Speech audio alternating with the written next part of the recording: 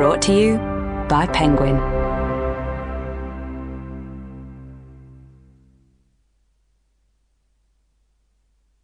The Mirror World by Femi Fadugba. Read by Saffron Coomber. Dedicated to those who choose hope. I didn't want to start this story with such a cliched line, but who am I kidding anymore? If you're reading this, it means I'm dead. Like, proper dead.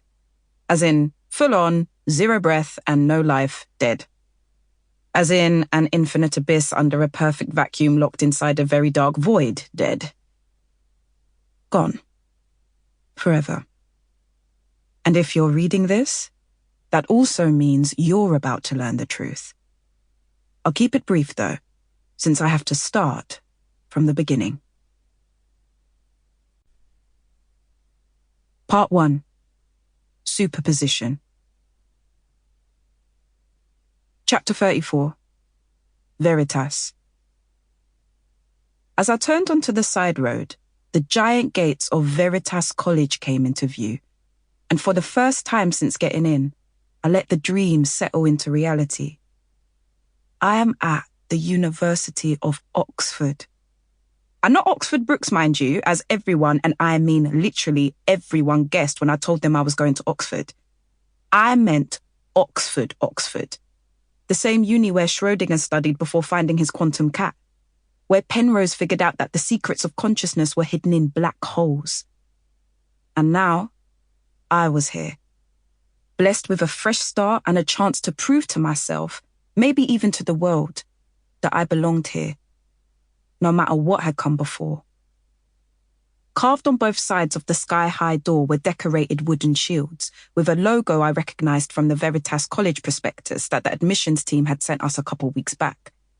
I'd chosen Veritas over the other 36 colleges at Oxford, partly because it was one of the few that offered my course, but mostly, if I'm being real, for the look on my teachers' faces when they asked what college I was going to, and I got to reply in Latin. "Can I help you, ma'am?" An older man in a matching jumper and tie stuck his head out of a hole in the wall to my side.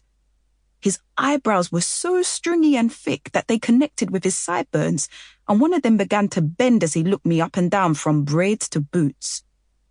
"Yes, please," I replied.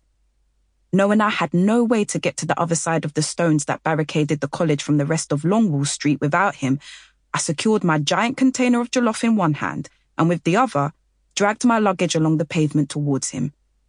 The back wheel had snapped clean off after hoisting it onto the escalator from Paddington Tube Station. And although I was grateful the wheel had even lasted this long, given all its years of moving my life from one yard to the next, I definitely looked like some crazy auntie carrying spicy food in a one-wheeled suitcase. But after shelling out for new pots and pans, a couple of fancy dresses for Oxford formals, and a mattress protector, there was no cash left for new luggage.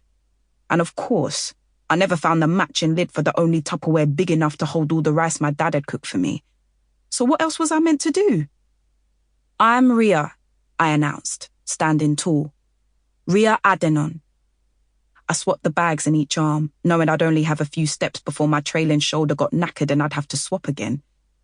First year, physics. A whisk of suspicion smeared his face, and without saying a word, he disappeared inside. If last year's college numbers were anything to go by, nearly 200 freshers were moving into halls today, meaning he might be gone a while. But then again, assuming the student list he was scrolling through was ordered by surnames, Adenon was likely to be on the first page. As the giant golden clock above ticked away, I looked further along the road at a parrot chipping at an apple core, with feathers so red they could have been tie-dyed. Kids at my secondary school always used to ask me why I was so into birds, and although I'd never had any answers that made sense to them, I was pretty sure it was the same reason I was so into physics. See, physics is all about writing down, in maths language, the unbreakable laws that rule the universe. For example, when you drop an apple, it falls to the ground, not because it feels like it, but because it has to follow the same law of gravity. Sample complete. Ready to continue?